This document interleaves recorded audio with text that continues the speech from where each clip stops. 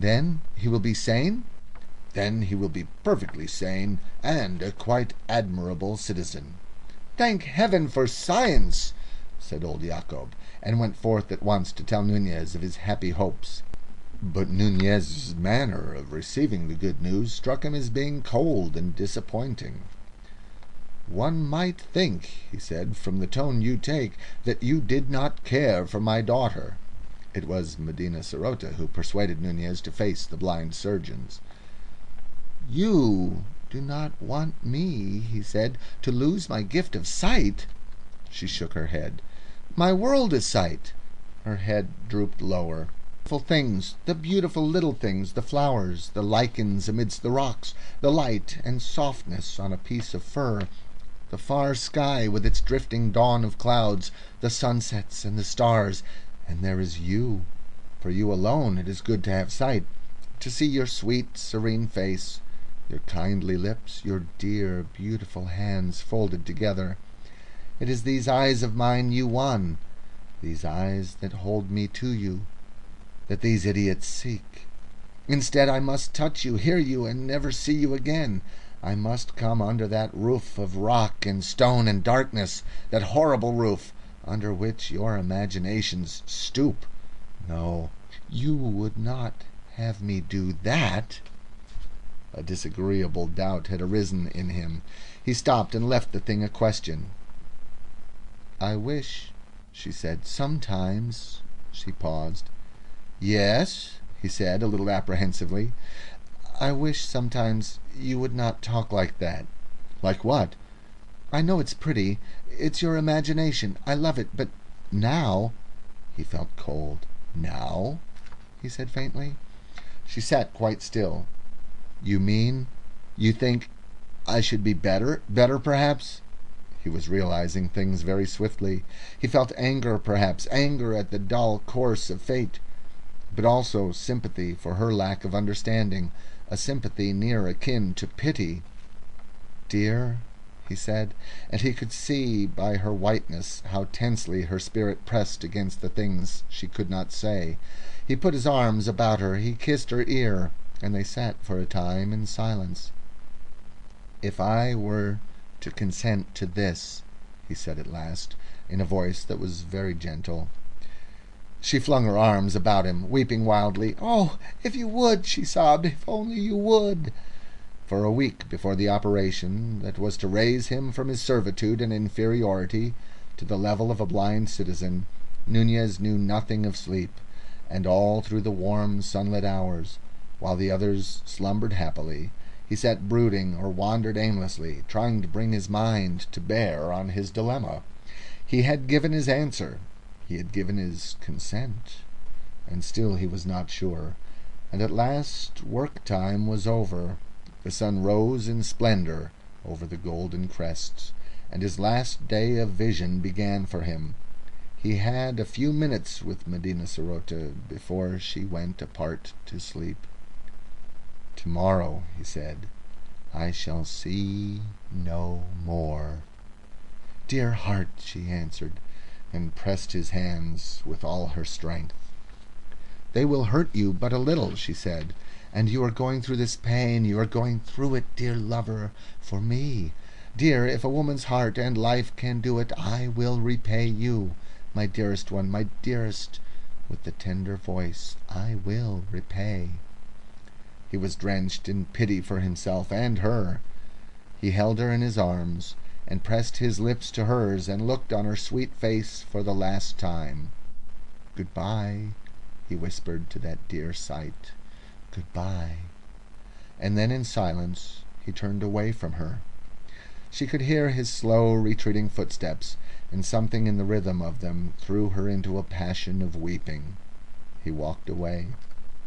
He had fully meant to go to a lonely place where the meadows were beautiful with white narcissus, and there remain until the hour of his sacrifice should come. But as he walked he lifted up his eyes and saw the morning like an angel in golden armor, marching down the steeps. It seemed to him that before this splendor he and this blind world in the valley, and his love and all, were no more than a pit of sin. He did not turn aside as he had meant to do, but went on and passed through the wall of the circumference and out upon the rocks, and his eyes were always upon the sunlit ice and snow. He saw their infinite beauty, and his imagination soared over them to the things beyond he was now to resign forever. He thought of that great free world that he was parted from, the world that was his own, and he had a vision of those further slopes, distance beyond distance, with Bogota, a place of multitudinous stirring beauty, a glory by day, a luminous mystery by night, a place of palaces and fountains and statues and white houses lying beautifully in the middle distance. He thought how for a day or so one might come down through passes, drawing ever nearer and nearer to its busy streets and ways. He thought of the river journey, day by day, from great Bogota to the still vaster world beyond, through towns and villages, forests and desert places, the rushing river day by day until its banks receded, and the big steamers came splashing by, and one had reached the sea, the limitless sea, with its thousand islands, its thousands of islands, and its ships seen dimly far away in their incessant journeyings round and about that greater world. And there, unpent by mountains, one saw the sky not such a disk as one saw it here, but an arch of immeasurable blue, a deep of deeps, in which the circling stars were floating. His eyes began to scrutinize the great curtain of the mountains with a keener inquiry.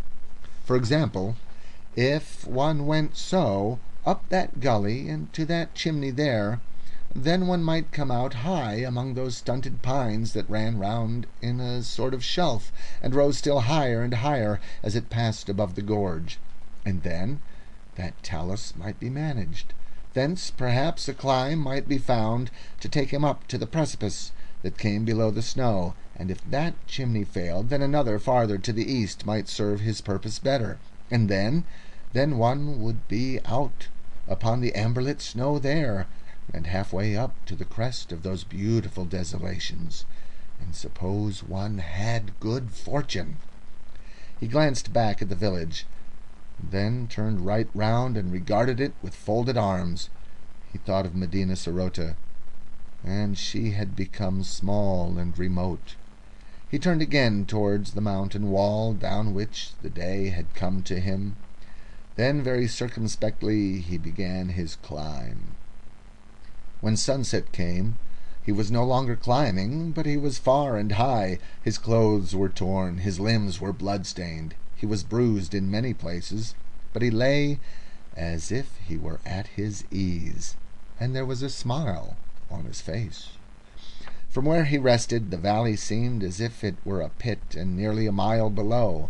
Already it was dim with haze and shadow, though the mountain summits around him were things of light and fire. The mountain summits around him were things of light and fire, and the little things in the rocks near at hand were drenched with light and beauty, a vein of green mineral piercing the grey, a flash of small crystal here and there, a minutely beautiful orange lichen close beside his face. There were deep, mysterious shadows in the gorge, blue deepening into purple, and purple into a luminous darkness, and overhead was the illimitable vastness of the sky. But he heeded these things no longer, but lay quite still there, smiling as if he were content now merely to have escaped from the valley of the blind, in which he had thought to be king. And the glow of the sunset passed, and the night came, and still he lay there under the cold, clear stars. This concludes this reading of H.G. Wells' The Country of the Blind for Librivox.